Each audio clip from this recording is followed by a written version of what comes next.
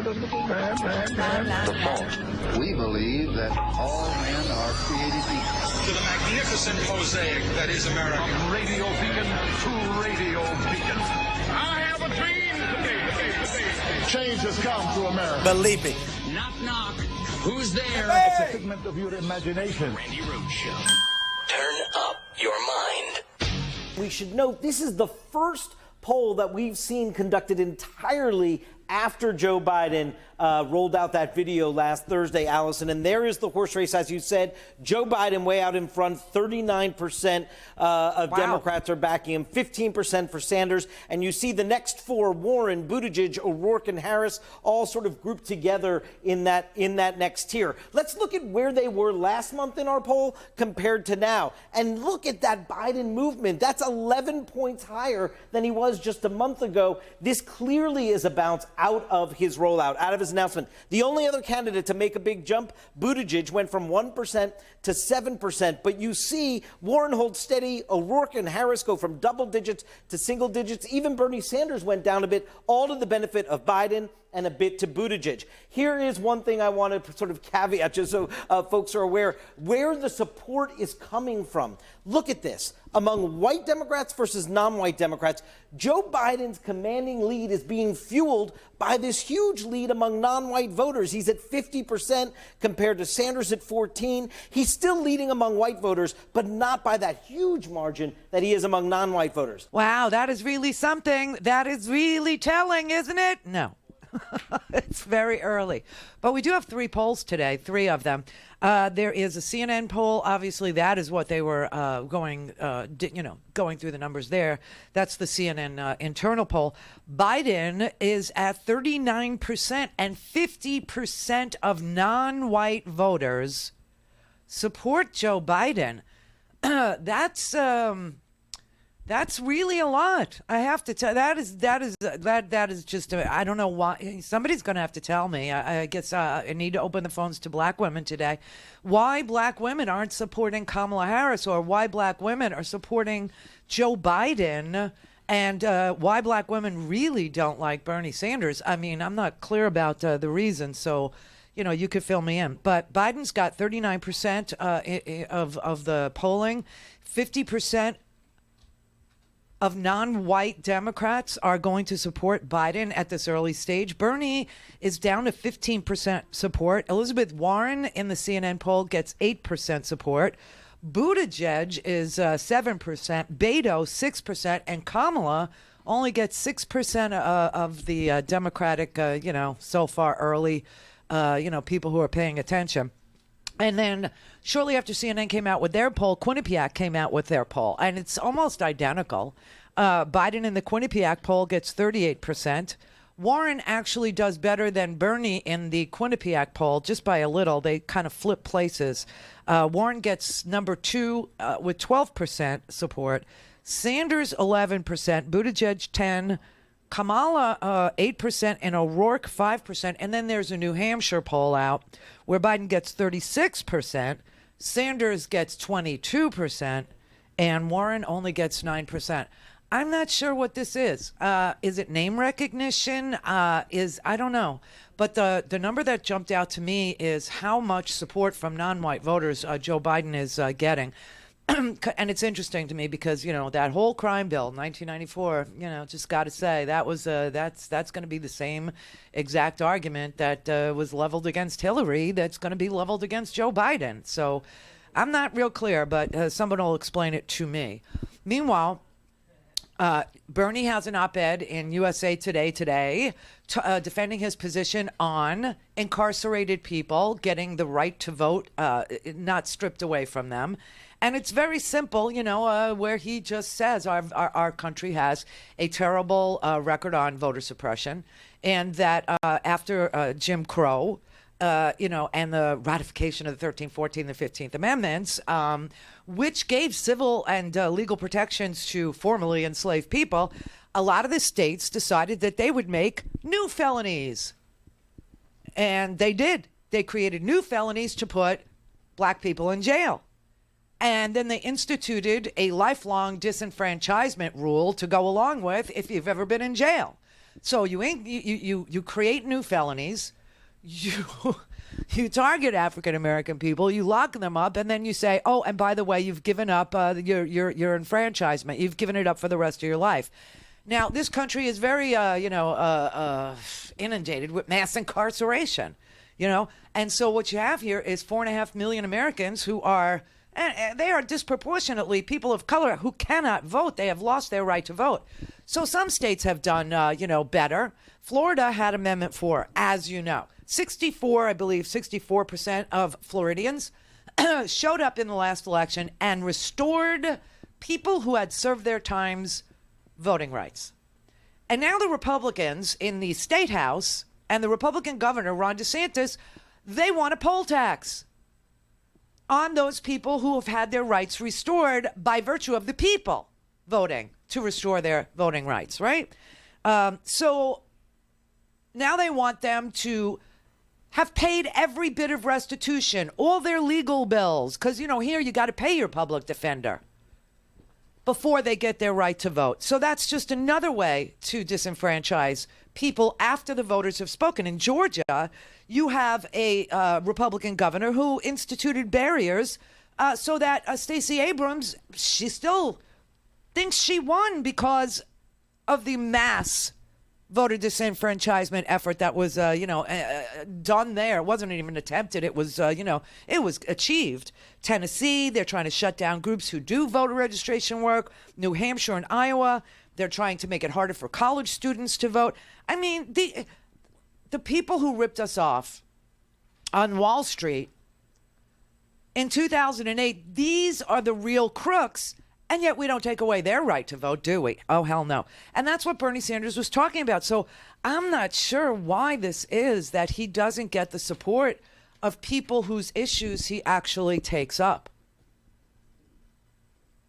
So it's interesting. Elizabeth Warren, she's very policy heavy. She has a way of paying for things. She lays out plans to take the yoke of debt off of our young people who have done nothing but educate themselves.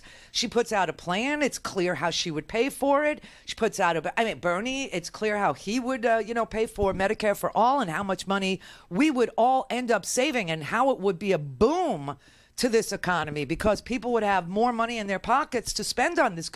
So I'm not really sure. And then, but Joe Biden, he showed up and everybody's like, yeah, I like Joe. I want Joe. I need Joe. Joe is my guy. I love Joe.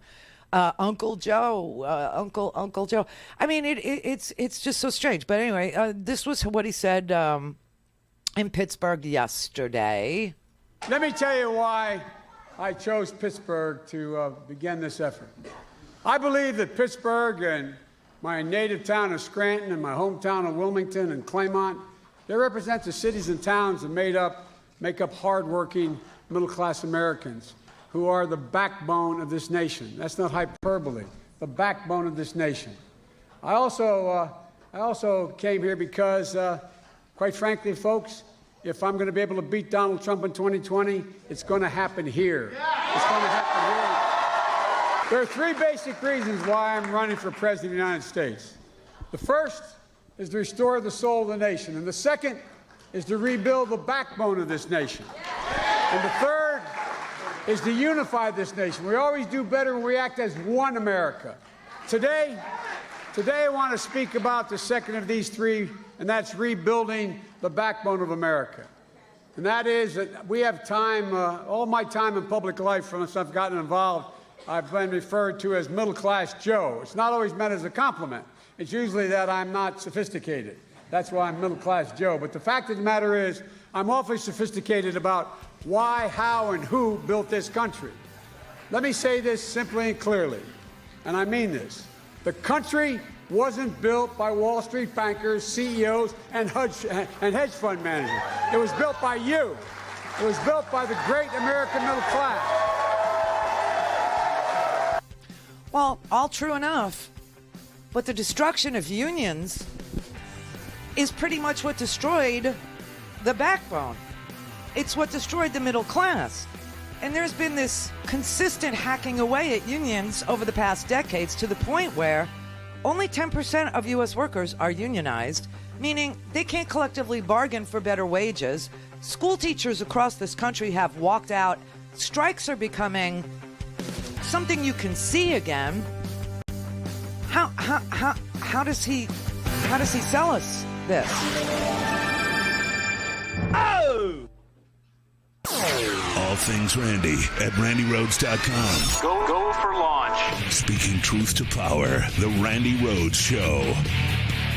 We are putting our great coal miners back to work. He's trying to get their votes. He isn't telling them the truth. He's lying to them.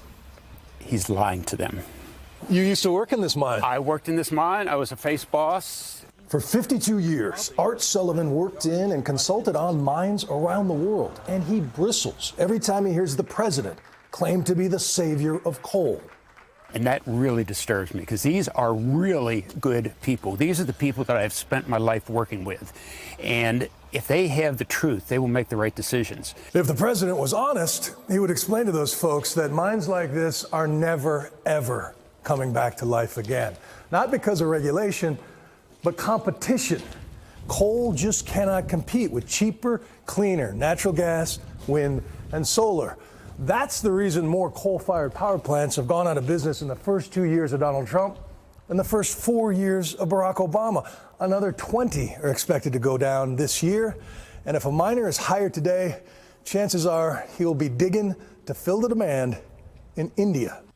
You know, it's really sad. I have to tell you, it's very sad how Donald Trump lied to, people who obviously could be retrained. I mean, if you're a coal miner, you know a lot of stuff. You know a lot about mechanics. You know a lot about electricity. You know a lot about, business. But Donald Trump just lies to people, and he plays this racial resentment card. And I'm not really sure, where in the world the people in West Virginia are when it comes to, the Democrats now. I'm not sure if, we can take West Virginia or, Pennsylvania or I just, I don't see how if the same, if Biden stands up and he's trying to take on Donald Trump on a debate stage, the two of them are going to be sitting there arguing about who shut down more coal mines, Donald Trump or Barack Obama. Do you know what I'm saying? So, don't you want to compare and contrast? Doesn't anybody want to move into the 21st century? I'm not really sure what this is all about with, this love for Joe. Because Joe will stand on the stage and, Joe's record is that he voted for NAFTA. And he voted for TPP. And he voted for Iraq. Do you know what I mean? I don't know. So somebody's going to have to explain it to me. Jay in Santa Fe. Yeah, hi. First time caller. Oh, really? Hi. Hi. Yes, the reason you're saying you don't understand why going for burning the minorities. Yeah. I just have a theory that basically Bernie came out and said that he doesn't support reparations. And Kamala Harris, I don't understand why Kamala Harris is not getting more support. I don't either. Elizabeth too. But it's definitely Kamala Harris. I don't know that. But the other thing, too, is that Joe Biden, he's establishment. He's connected to Obama, so they're not seeing the past, they're seeing Obama. And so they say, maybe he's like Obama. You're breaking up really bad. But your deal is reparations, right? And so you're saying that because Bernie said that we could do better than writing a check, you think that African Americans are throwing their support to Biden? You think Biden's going to support reparations? I mean, Obama didn't. I don't know. I'm saying what I was saying was I was breaking up. Yeah, you're breaking up. Gary, where are you? Hey, Randy. Oh, Gary. Hi. Yeah, hey. I think the reason that the non-whites are supporting Biden is because for 8 years he was President Obama's vice president. And they were a team, and they worked together well. And I think it's a carryover effect from that. It could be that. It could actually be that. But maybe it's just pragmatism. Maybe people just think that, Biden and Trump, that's a good matchup for, the moderate part of the country who, voted for Trump because they could. How much more centrist can you get than Hillary Clinton, though? You know what I mean? That's why I don't get it. And people just couldn't vote for Hillary Clinton, and some people literally voted for Donald Trump because they couldn't vote for Hillary Clinton. Or they didn't show up at all. Or they didn't show up at all because, you know, of the memes that were going around and the BS about Hillary. Sure, the Russian bots. Yeah, exactly. But why do we think that Biden's going to do better on stage with Trump when Biden's record is everything that the Republicans are against, he was for? Well, I think he'll do better than Hillary myself. Why? I don't know. Maybe because he's a man. Yeah, but she did get 3 million more votes. It just, somebody did something that was evil and untoward. And, you know, by 22,000 votes, you hand over a whole state of Wisconsin, or 11,000 votes, you get, Pennsylvania. I mean, it just doesn't make any sense to me why we would want, like, another matchup like this. Hey, Randy, as long as I got you on the phone, I'd like to tell you something that's a little off subject, if you don't mind. I know what it is. Okay, I just want to tell you how unbelievably great it feels. I mean, you're going to get it someday. Hopefully all your other listeners are going to get it someday. I've been to the doctor 4 times this month. Gary, different doctors. It's great. Happy birthday, Gary. Happy 65th birthday. He got his Medicare. Isn't it really, the best? I know. It's the best, Randy. I watch Howard use his, and I'm like, Jesus, I'm still paying, every month like $2,000. Well, I'm still paying for Julie, and I'm on with Julie, and so now I have like double coverage, and so when I go, I don't pay anything.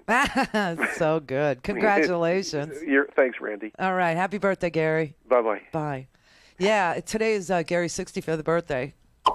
Rhonda in Erie. Oh, hi, Rhonda. I was hoping you'd call. Hey, yes. Congratulations, Gary. Yes.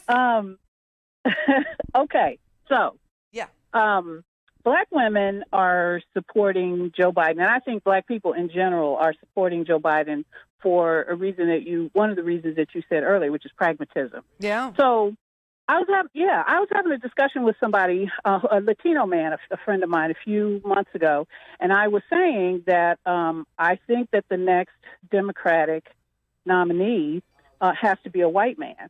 And he was very upset with me because he thought that I was saying that that's what I wanted. It's not necessarily what I wanted, but what I said was I think that this is what a lot of people of color are thinking. Because of the sweeping change that has to occur, with this election, and that the only kind of person that the rest of the country is going to accept this kind of radical change from, New Deal type stuff change from, is a white man. Joe Biden does not have the best record, but here's what he has. He's got white man charm, right? He can walk into a room and he can get along with liberal folks, but most importantly, he can go shake the hand of these racists that we see every single day who are trying to tear down this nation and make them feel okay about the change that is coming. He might even be able to pull them to his side. But Rhonda, check this out. I mean, if he's standing on his stage, I get you, I hear you. And you make excellent points. I just got to say, if I see Biden on a stage with Trump and there's this, Charlottesville conversation, isn't Trump going to turn to Biden and say, but you were friends with Robert Byrd and the Grand Wizard of the Ku Klux Klan? I mean, doesn't everything old become new again? Yes, but someone will get to him before that point. Because we're already talking about it. Yeah, his right. people are talking about it. Oh, definitely. There's no question. I see it already. I feel it. Yeah. Mm-hmm. Mm-hmm. All right. Well, thank you for your perspective. I was wondering what you were thinking today, actually. That's it. Thank you. Have a good day. You're welcome. All right. Yeah, I mean, pragmatism. I hear that. Oh! Call in, connect. To speak to Randy, call 561-270-3844. 561-270-3844. That is the main story, and it's a story that needs to be told and retold over and over again, because we were the subject of a foreign adversary's attack, an attack on our election, an attack on our sovereignty, an attack on our democracy. And you can try to figure out everything that did happen, and we're a long way from knowing, because we need to get the full report, the unredacted version, and certainly the Congress deserves to get it. But I think it's fair to say that this is not just about a reckoning with the recent past. This is about what is going on today and the threats to our next election, to our defense as a nation. So, Edward, I think the report is long, and it obviously takes time to wade through it, but especially for this group, it's something that every American who cares about holding our adversaries accountable, looking to prevent what happened from ever happening again, should take the time to go through. And I'm really of the mind that the Mueller report is part of the beginning. It's not the end. Maybe, as Churchill famously said, it's the end of the beginning, because there's still so much more that we should know and that we should act upon. And obviously that's what the Congress is trying to figure out what to do right now.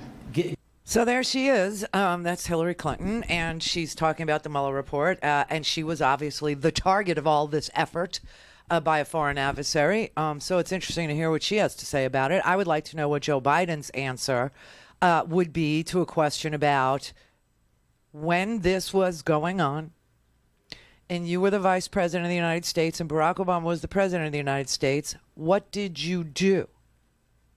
What did you do to stop it? What did you do to alert the American people? What did you? And I realize it's going to be a difficult answer.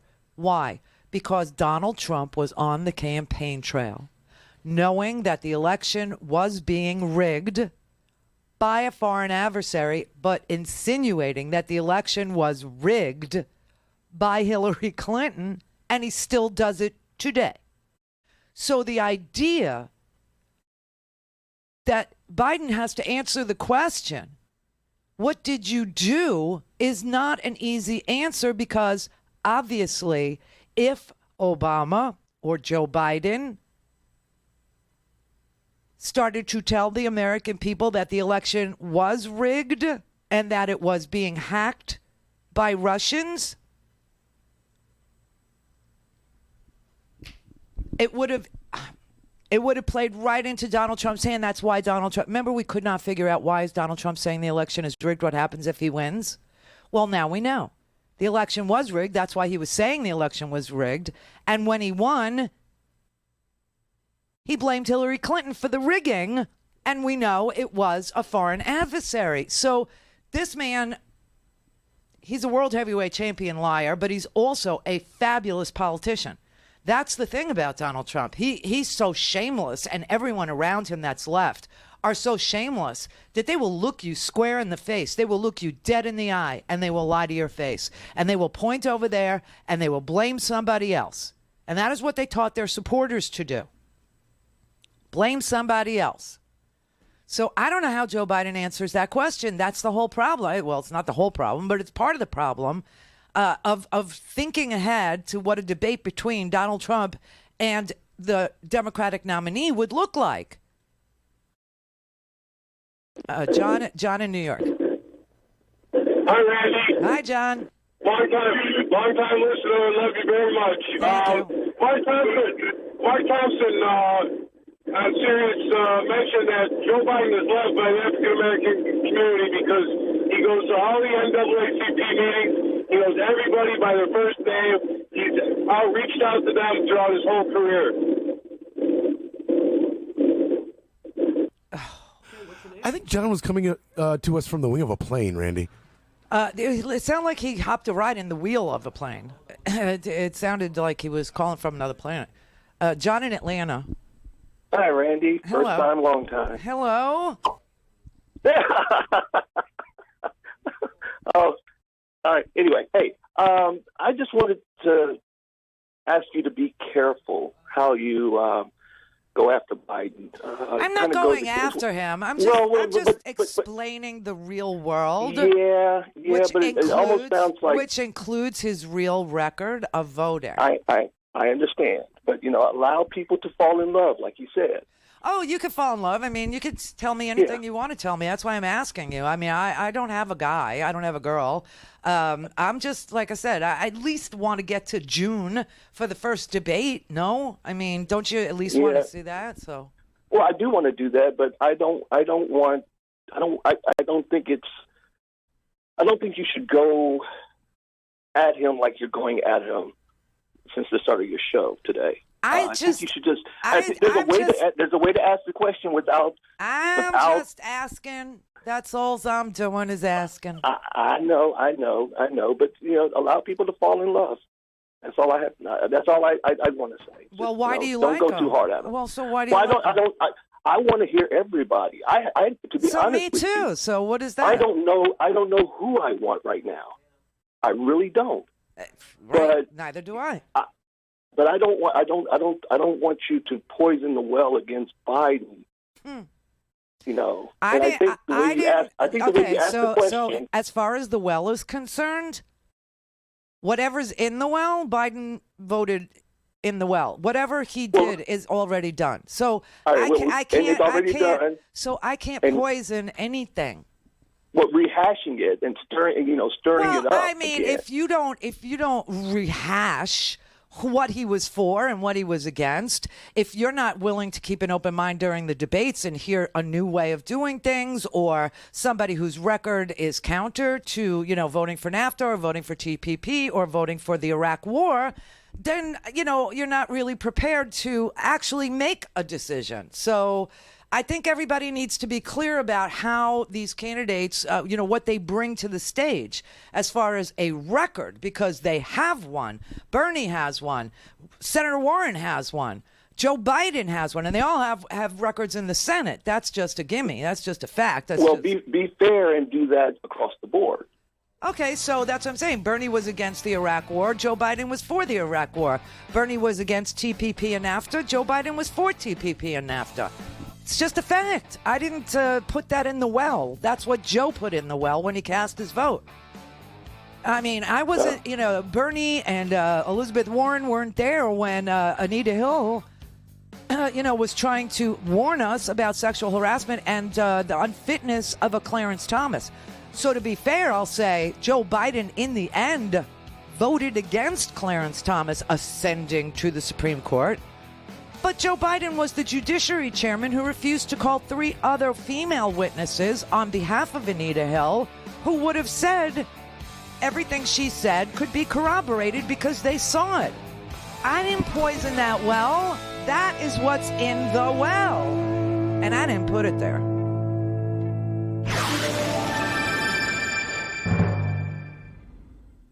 The Randi Rhodes Show is live on RandiRhodes.com and the free Progressive Voices app for Android and iOS. Visit the App Store or ProgressiveVoices.com now. This was a guy that had a kill list. He had a manifesto. He was inspired by a Norwegian mass murderer, white nationalist, who killed over 70 people, slaughtered dozens and dozens of children at a day camp. And Donald Trump and Attorney General Barr and the Trump Justice Department let him walk. Yeah, the incidents and the lethality of violence that we're seeing right now are far higher. The other thing is these folks have weapons. Oftentimes they have training, and they know what the targets are. If you looked at Cesar Sayak, for example, the guy who sent the bombs, his targeting looked a lot like Hassan when he was arrested in Washington, D.C. If you look across what these targets are, we treat them as one-offs. What is it? It's a synagogue, it's a mosque, it's an African-American church. What's common amongst all those? It's not Clint, white. In the case of the 2 men you just named, they were either Trump critics or people who were running against Donald Trump for the United States. And they're on kill lists. They're on target lists. Now, Clint, you tell me, why isn't Barr bringing charges so a judge who's afraid of Hassan and afraid that he'll commit acts of violence when he is released, why aren't they charging him? There's no good reason. The only reason is international terrorists don't vote and domestic terrorists do vote. Oh my God. And it has to do with politics. This is intertwined in our own politics today. They are inspired oftentimes by political rhetoric. If you took a lot of the statements by politicians right now in this country and you compare them to what Al-Qaeda or ISIS clerics said that inspired attacks around the world over the last decade, they would look remarkably similar. This is incitement to violence in many cases. Are you talking about Donald Trump here, enemy of the people? And that's exactly right. Yeah. Talking about people as animals or dogs, talking about people as being lesser humans.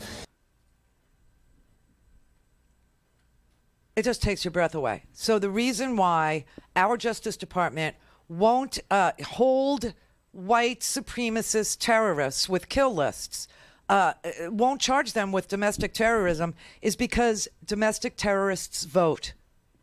That just takes your breath away.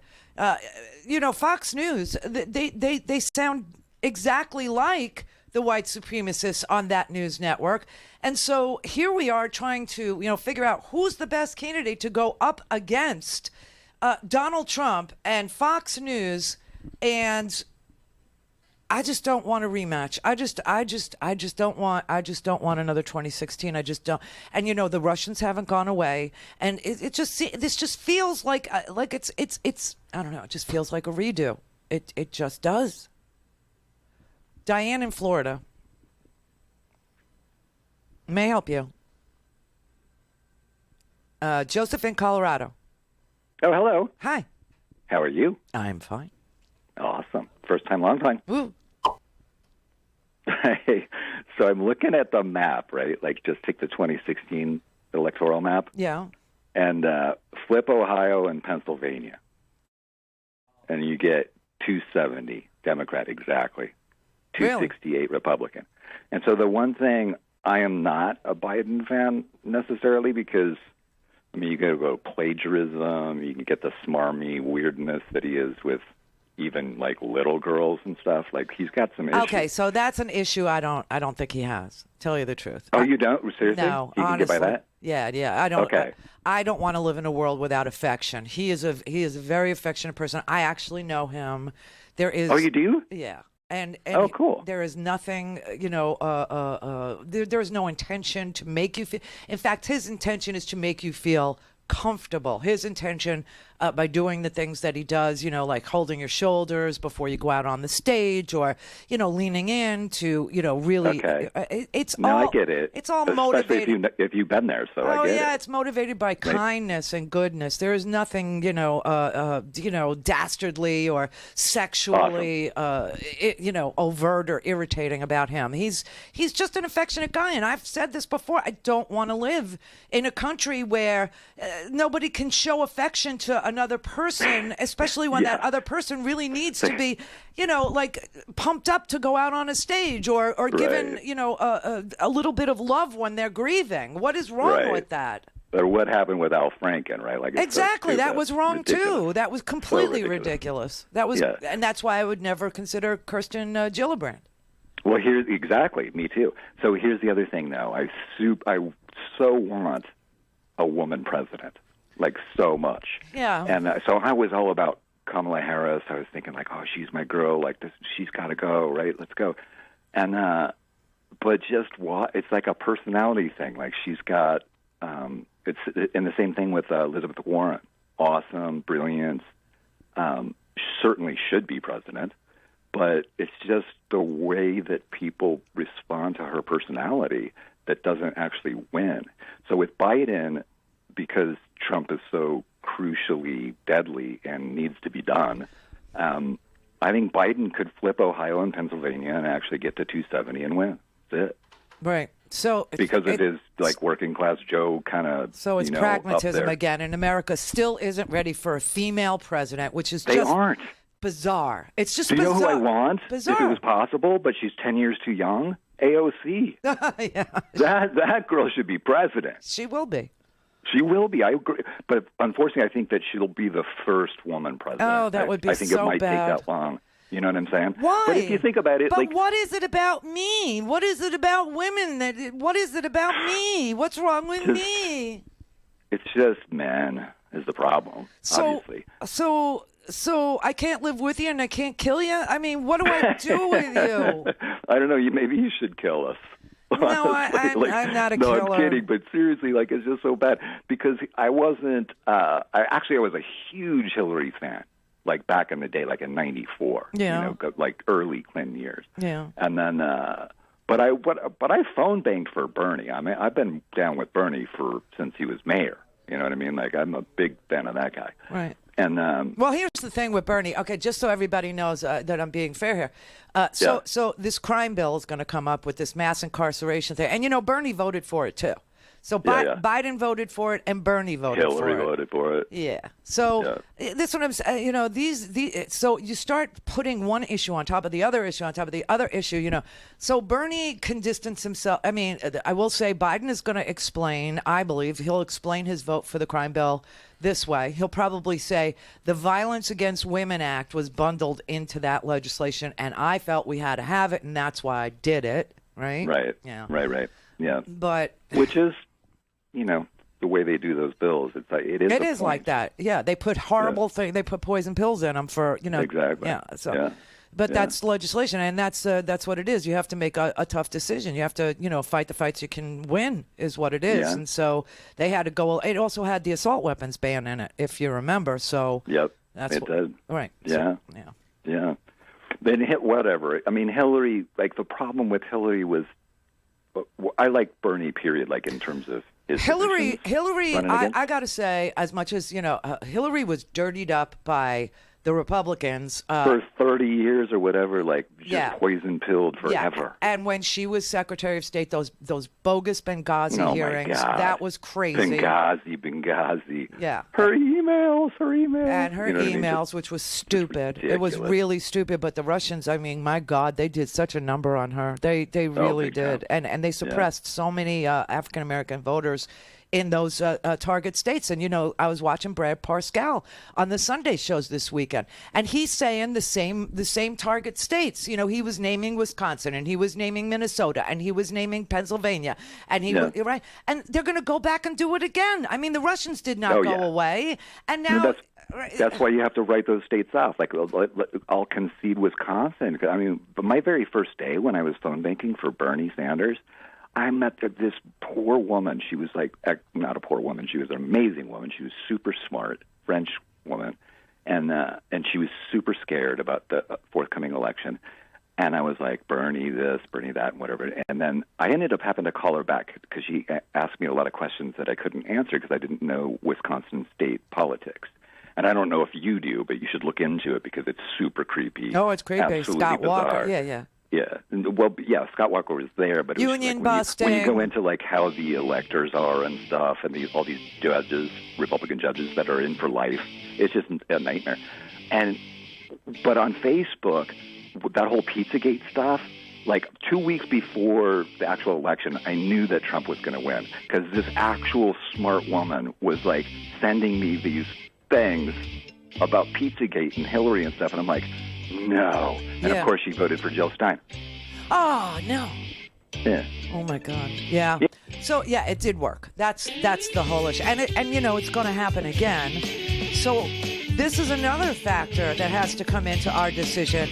Who is smart enough? Who is honest enough? Who is going to stand up on that stage and say, these memes, we track them. This is where they're coming from. And, you know, it's not right.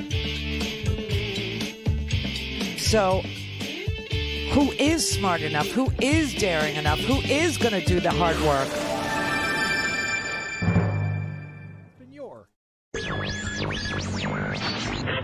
Mary had a little man. We believe that all men are created equal. To the magnificent mosaic that is America. From radio beacon to radio beacon. I have a dream today. Change has come to America. Believe me. Knock, knock. Who's there? It's a figment of your imagination. Randi Rhodes Show. Turn up your mind. He is very concerned about violence by immigrants. He's very concerned about radical Islamic terrorism, but he's not concerned about white supremacy. And, you know, this is who he is. You know, when he is not on a teleprompter, We see what he really believes. And, if he wants to pretend that those people in Charlottesville were about Robert E. Lee and not chanting "Jews will not replace us," it's our job to point out the reality of what's going on there. People are going to believe what they want to believe, but that crowd was not about Robert E. Lee. That was a racist, anti-Semitic crowd, and that's the crowd he continues to this day to endorse. Yeah, and so I don't want to bring up Venezuela in a big way today, but I will tell you, you have to know that Venezuela is having, upheaval right now, in the streets, like a contretemps, like and it's all about who has the military behind them. That's where Venezuela's at right now. Okay, so you got this Maduro guy who won a sham election. Okay, he's Russia's preference. They are a petrol state. Russia loves Maduro. They love a dictator over there. They love this petrol state they want in. So you got this Maduro guy who won in a sham election, and then you've got this other guy named Guaido who isn't going to assume the presidency. He wants free and fair elections. He wants a redo. He wants a Maduro to leave so that they could have free and fair elections. So now what Guaido is doing, this guy who is like the head of the assembly, he doesn't want to be the president. He just wants another election. He's trying to get Maduro to leave, right? And so everything came down to who is the military going to show up for? Is the military going to show up for Maduro, or is the military going to show up for Guaido? And Guaido's been, all over the country trying to talk military people into supporting him and backing him and getting his behind. And Maduro's saying, no, I still got the... And so I'm looking at this morning and I'm thinking, is that how it plays out here? Is that how? Because Trump has said the military is on his side. The tough guys are on his side, right? The military and bikers. He actually enumerated white supremacists, the military, bikers, right? They're on his side. They're on his side.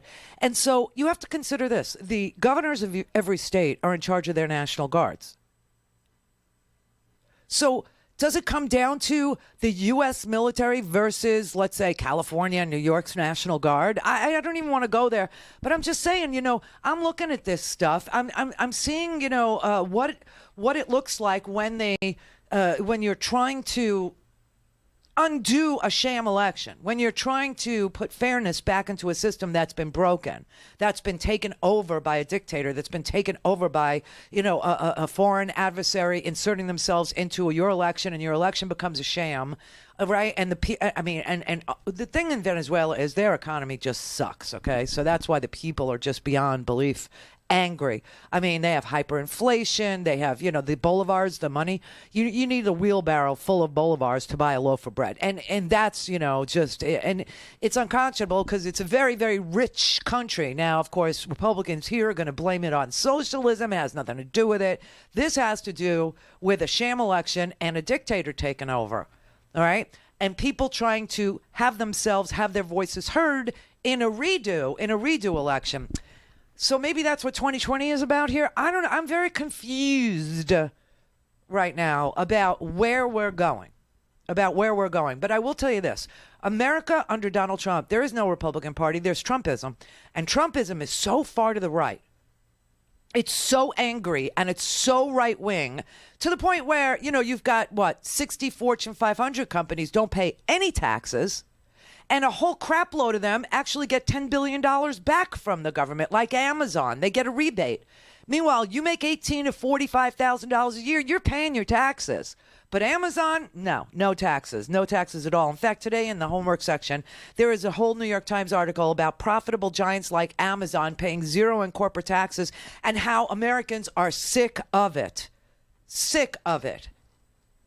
And the fourth paragraph, it says it's a topic that several presidential candidates led by Senator Bernie Sanders and Elizabeth Warren have hammered recently as they travel the campaign trail, spurred by a report that 60 Fortune 500 companies paid no federal taxes on $79 billion in corporate income last year.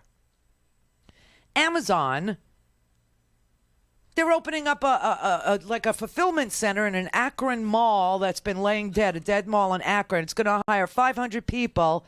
And they are the poster child for corporate tax avoidance. It had an effective tax rate below zero, and it's going to get a rebate. It's going to get an income of $10.6 billion from us to hire 500 people in Akron. You do the math and figure out how many millions of dollars it's costing you to create a job in Akron. I mean, that's just sick. So the question here for me is, did we go so far to the right that the middle is again palatable for Democrats? The middle of the road. Same old. And you know, it'll only last one term because everybody will say, well, we tried a Democrat and nothing changed. Nothing changed. And I could hear it now. People were telling me, oh, I was so disappointed in Obama. I thought he'd be a better president. I thought he would do. He said he was going to end the war in Iraq. He said he's going to close Guantanamo Bay. You know, Guantanamo Bay, there was an article over the weekend about how Guantanamo Bay is becoming a geriatric center. It's becoming a nursing home because those suspects who have never been tried are going to die there. And now they're having to give hospice care to these 40 men. I mean, this is sick. And I could hear it all over. I can hear it again. I can see it again. I can tell you. And everybody's going, we just got to get rid of Trump. We don't care about the policies. Really? Because he's such a virus. Because he's such an infection. Because he's so virulent. Because he's such a open, pussy gravy sore of a person. He's an oozing, necrotic, pussy gravy sore. That's what this president is. That we would say, you know, all we want is a Band-Aid. That's all we... I don't know. I'm afraid for you guys. Rob in Arizona. Hi, Randy. Hey, before I talk about the candidates, I just wanted to say that I think... Oh, sorry about that. That's okay. That about the Hillary situation. I think once all the chapters are written about this president, her candidacy will be kind of a tragic victory for democracy, in that it's exposed everything that's going on in the conservative, political machine. That's a good way to look at it. So because if she had been elected, everything they were claiming her of, they would have just made her presidency very bad. And right now it's dismantling that machine. It's exposing people to show how WikiLeaks, how misinformation and all that is being exposed. So I hopefully, like when it's all written, it's a big sacrifice. But I think it's a good one for us. But how many years do we have to wait before we can appreciate what happened here? I mean, this is just insane. This is 2.5 years ago, 3 years ago already. The Justice Department is getting away with it. Wall Street got away with what they did in 2008. No one got prosecuted. And it seems like the same damn thing has happened here, where Mueller was going to ride in on his white horse and we'd see, people held accountable. Nobody ever seems to be held accountable for anything they do to us. When this is where the Democrats have to take the ball. Mueller so that's what I'm saying. Wall Street, did anybody get prosecuted? Right. Right. Right. But the fact that they can continue the exposure, and I'm not saying just the Democrats, but Congress in general, needs to continue the investigation and finish the Mueller investigation. Mueller basically said, hey, everything leads to this house, but I don't have the permission to go in. You guys do. Yeah, finish. Right. Yeah, sure, right. Because he's listening to a rule that was written by the OLC that says if your president murders people on the street, you can't indict him. Really? I mean, this man he engaged in traitorous behavior. Traitorous. Right. And now they're actually... His lawyer is actually on the TV telling us, yeah, he did. So what?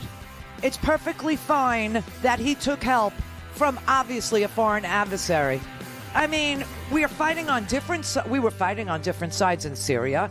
We're fighting on different sides in Venezuela. Well, we're not fighting, but I mean, just saying, our interests and Russia's are not aligned. They are not the same. And everybody's like, yeah, well, so we did it. So what? It's totally cool. Clear. All things Randy at RandyRhodes.com. Go for launch. Speaking truth to power, the Randi Rhodes Show. In fact, his personal attorney, Rudy Giuliani, said on this program just last week that there's no problem with the president, with the candidate, with the Trump campaign welcoming support from a foreign adversary such as Russia. Yeah, that's a shocking statement. And it also just reflects how they have moved the goalpost when the truth comes out. Yeah. Recall at the beginning, they constantly said we didn't have anything to do with any Russians. And then when the truth comes out and reveals that that's a lie, now we have devolved down to there's nothing wrong with taking help, illegal help from a foreign adversary. Surely that's not where we've come to. A lot of people think that Robert Mueller whiffed, that he should have pushed the envelope, he should have subpoenaed the president when he did not get a voluntary interview, and forced the president to take the fifth if he wants to. Well, look, it's easy to sit in our armchairs and say what we would have done in those circumstances. I think what you see is that Robert Mueller did the job he was asked to do, and he called it right down the middle. Some legal experts looking at the Mueller report look at the lines about Donald Trump Jr. saying that they wanted to interview him, were not able to, and then the next portion is redacted according to grand jury testimony with that code. Does that indicate to you, as it has to some legal experts, that Don Jr. may have gone in front of a grand jury and taken the fifth? You know, certainly people have speculated as to that, and there's some indication of that, but I don't know for certain. But, you know, beyond that, it is absolutely remarkable to me that the President of the United States refused to sit down and answer questions about his or his campaign's involvement with the Russians. It's stunning. And now, Donald Trump is suing Deutsche Bank to keep them from,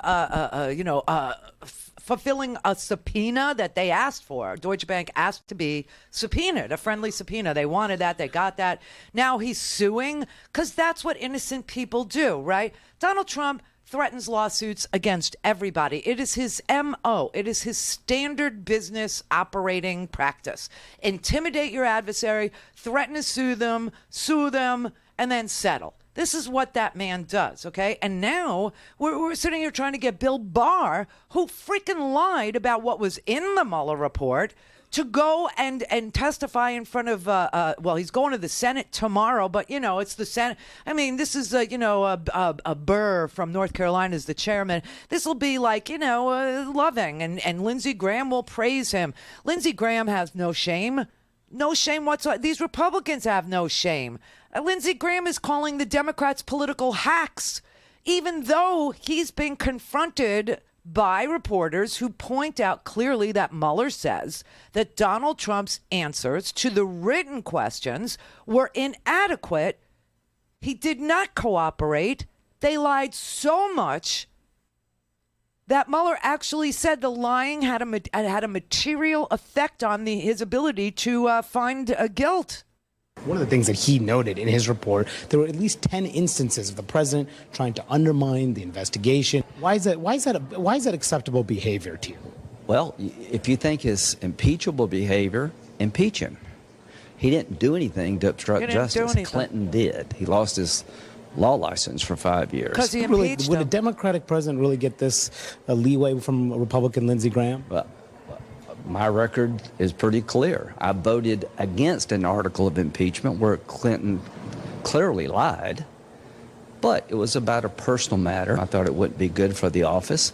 I don't think it'd be good for the office of the presidency to impeach President Trump when he fully cooperated with the special counsel. Special counsel said that was inadequate, his responses to the... No, he didn't. Yeah, he did. He said the written answers were inadequate. Well, the president didn't have to talk to him. They have an answer for everything. The president didn't have to talk to him. The president didn't talk to him, Lindsey. So tomorrow, Barr is going to go in front of the Senate with Lindsey Graham and with, Senator Burr, who was the guy who tipped off Donald Trump in the first place, that there was a counterintelligence investigation. I mean, this is just so sick. But he won't go to the House. Nadler is going to have to subpoena Bill Barr, our Attorney General, because our Attorney General is acting like he is Trump's attorney. Going forward, we have the Mueller report and now William Barr threatening to not even appear before the House. That still has to be worked out. Did the Attorney General, and I know you don't want to speak about the successors in the Justice Department, but what about the fact that he misrepresented the Mueller report in his initial 4-page summary, and in his news conference referred to collusion 4 times, not a legal term, but a signal apparently to the president, certainly, taking the president's words, and misrepresented it even minutes before the report itself was released. Yeah. Well, let me answer it this way, is that the Department of Justice is not just another federal agency. Really? And the Attorney General is not the president's lawyer. And I recall when I was named United States Attorney, we were all called to the White House for what was essentially a photo op with President Obama. And he came in, and the first words out of his mouth were, "I may have appointed you, but you don't represent me. You represent the people of the United States." And that's the way it's supposed to be. And your implication is it's not the way it is right now. Well, the people of the United States includes all the people of the United States. So everybody agrees that Bill Barr is acting as Donald Trump's personal attorney and not the attorney general for all the people of the United States. In fact, Bill Barr is going to have to be subpoenaed to get him to testify on Thursday. You still got this Carl Klein dude who is supposed to testify about clearances.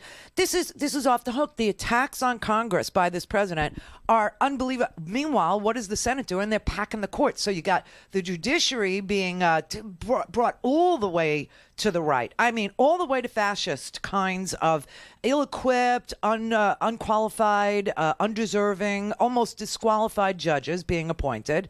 Remember Brett Kavanaugh's hearing. How did that go? Right?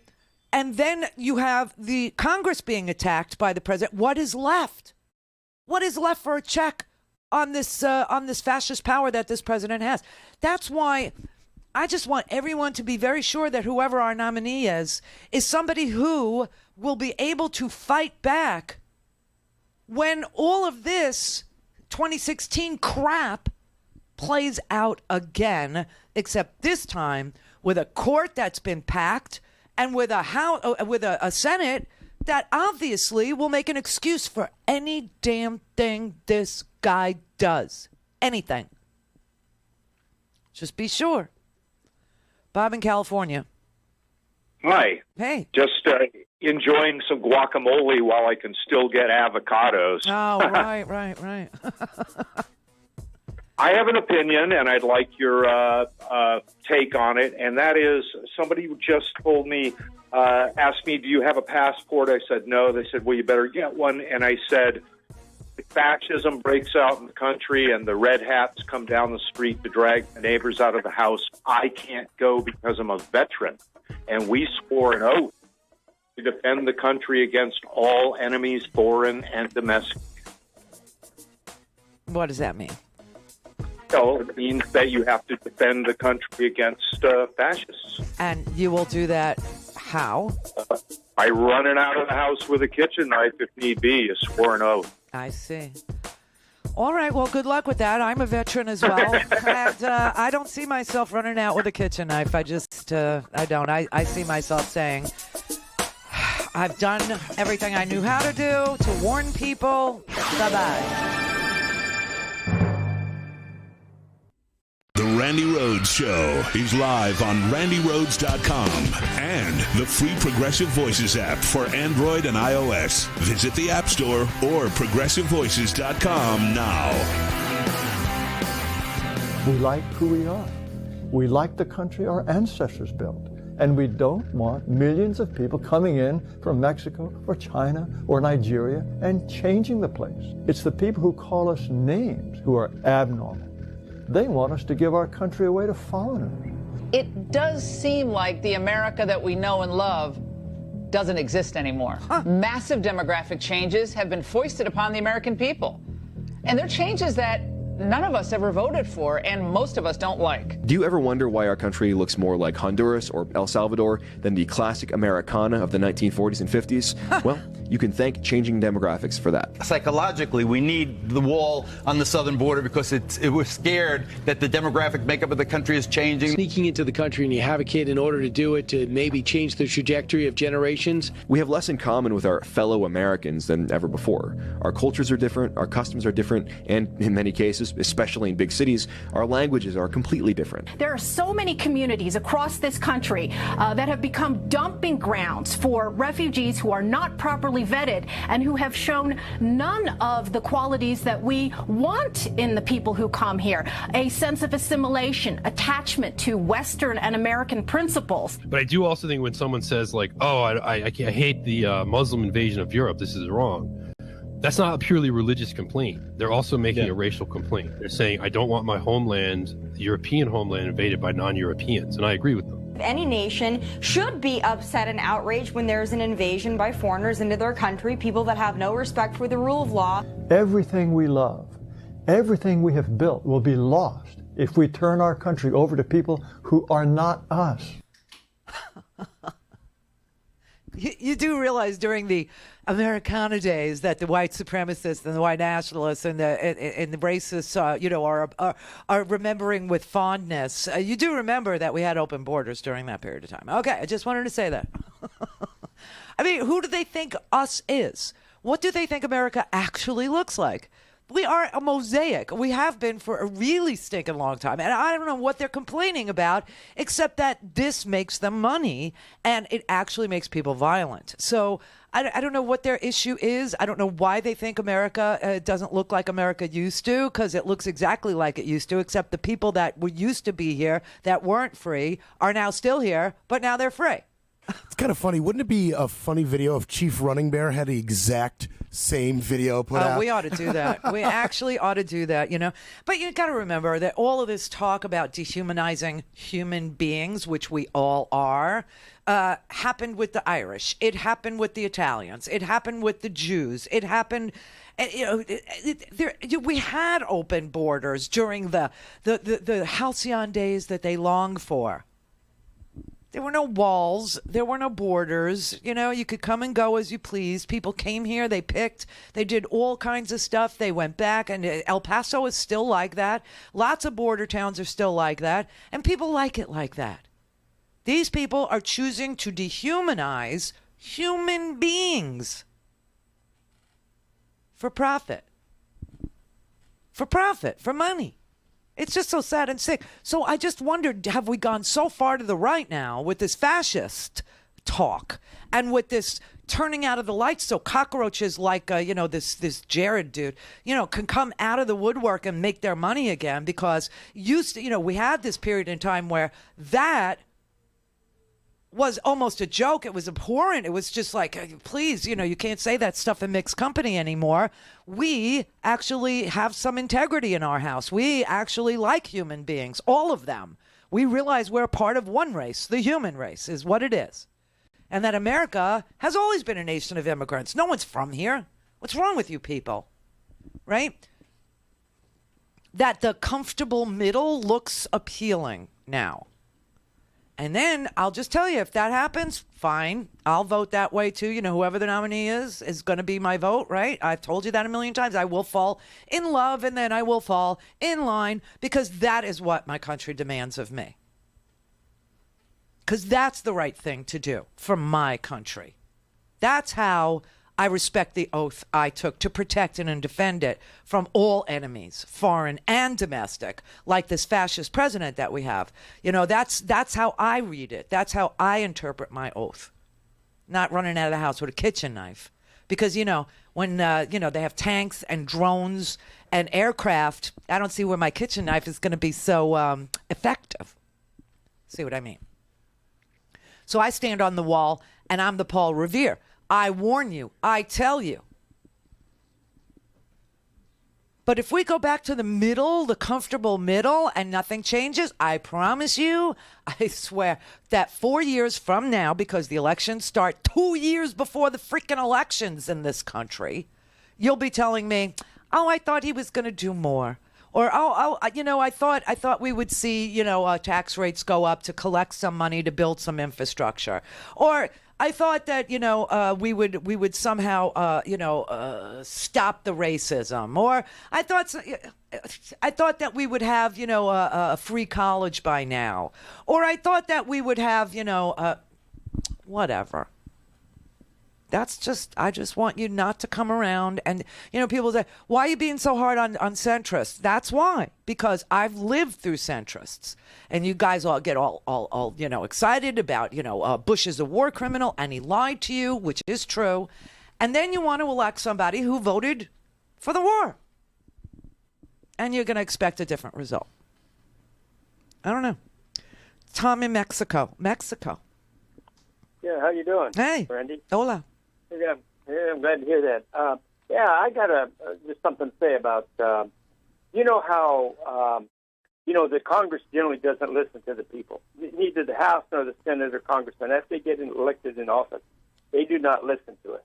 Well, I would say to the Democrats, I'm a Democrat, but how does it feel for the Senate, which is Republican, not to listen to the House? That's how we feel as people on the outside trying to talk to Congress. And then all of a sudden, I get my Social Security. And just an example, I get Social Security. My mom got Social Security. And all of a sudden, we got a 2.5% raise, and that went on Medicare. The 2.5% raise that I got went on Medicare. But what the Congress can do is, Trump needs $25 billion, or the pharmaceutical company wants a little favor, and and the money can be pushed that way or tax write-off in their direction. And my anger and hostility is, how does it feel, the House? How does it feel to feel like us, the people? It's no good where the Senate is. It's bad, but that's what happened to us as people out here. This has been going on for years, and now the Dems are just getting a little sample of it, and it's not good. But there's nothing I can do. There's nothing new about a Republican Senate and the House, or a Democratic president nominating a Supreme Court justice and a Senate that refuses to actually even have a hearing and instead chooses to hold the seat open for a year and a half so that they could put the likes of a Gorsuch, whose wife, by the way, Ann Gorsuch, was once held in contempt of Congress. Okay? I mean, you're trying to make a point about nothing that's new or different at all. And these young congresswomen, they're very responsive. This is the Randi Rhodes Show. To speak with Randi, dial 561-270-3844. That's 561-270-3844. Oh, let's give a shout out to Jean, who just corrected me that Ann Gorsuch is Gorsuch's mother, not his wife. Ann Gorsuch, that was held in contempt of Congress, is Justice Gorsuch's mother. That's how, entrenched in the establishment these families are. All right. I don't know who this is. Hello? Oh, Mark and... Hello? Hello, Mark. Hi, Randy. How are you? I'm fine. That's good. We was neighbors once upon a time. You lived in Canarsie. I lived in East Flatbush. Oh, yeah. Sure. Yep. You, me, Howard Schultz. Yep. Right, yeah. Yeah, all us Brooklyn kids. And we're Brooklyn Jews, so we're not really white. We are still not quite white. What are anyway, we?